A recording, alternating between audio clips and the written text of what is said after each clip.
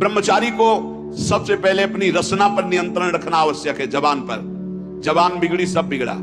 गंदे आचरण वाले, जिनको पवित्रता का ज्ञान नहीं, जिनको केवल अर्थ पिशाच हैं, नाना प्रकार की अपवित्रताएं करके तुम्हें भोजन परोसते हो, गरम गरम तुम्हारे सामने आया, तुम अमृत समझ के खा रहे हो, तुम्हारी बुद्धि नहीं खराब हो जाएगी? सबसे पहले सतमार्ग में चलने वाले को इस रसेंद्री को मारना होता है। रसेंद्री, ये जीत गए, सब जीत गए। और इस मार्ग में सबसे ज्यादा इसी को दुलार करने का अवसर मिलता है।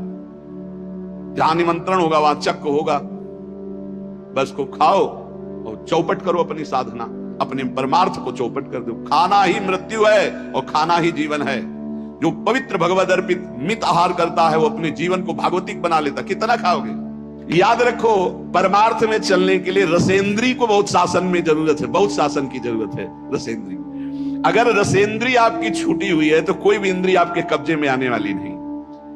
भोजन किया जाता है जीवन रखने के लिए, प्राणों का पोषण। और आप ये समझो, जैसे आप 400 ग्राम अन्न पा लिए तो आपकी जीवनी शक्ति उसमें पचाने में कम लगेगी और आपके चिंतन में ज्यादा लगेगी। 800 ग्राम डाल लिया। एक दिन सुना था 24 घंटे में एक मानव शरीर को स्वस्थ रहने के लिए 400 ग्राम अन्न की जरूरत होती, बस। इसके बाद तो ऊपर ओवरलोड करना है। इतनी हानि आप नहीं समझ पा रहे हो, रोगों का घर बढ़ा रहे हो। थोड़ा भोजन करो, सात्विक भोजन करो, और ऐसा भोजन करो जिसमें तेल आदि गरिष्ठ पदार्थ ज्यादा ना हो, तो आपकी जीवनी शक्ति बढ़ेगी। आप उसी जीवनी शक्ति से भजन करेंगे। भजन में मन क्यों नहीं लगता? आप देखो, एक दिन खा के अच्छे, और एक दिन 2 रोटी खाओ केवल हमारे कहने के अनुसार, कि आपको लगे कि हाँ भूख लगी अभी, और छोड़ दो, फिर आप भजन में लगो। देखो कैसी वृत्ति जाएगी, सतोगुणी। चंचलता मन की तभी रुकती है जब सात्विक भोजन होता है।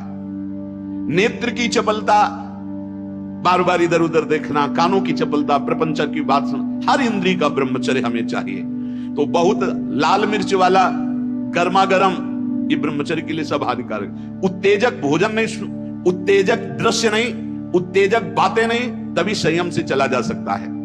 प्रतिदिन एकाग्रता पूर्वक कुछ सदग्रंथों का स्वाध्याय सबको करना चाहिए, सत्संग सुनना चाहिए, परम पवित्र महाभागवतों के चरित्र पढ़ने चाहिए, सरलता पूर्वक विश्वेश्वर भगवान की प्रार्थना, उनका नाम जप करना चाहिए। केवल ऐसे संयम से चलने से सबकी उन्नति का भाव जागृत हो जाता है, निस्वार्थ भाव जागृत हो जाता है। पूरे जगत का मंगल वो कर सकता है जो संयमी है।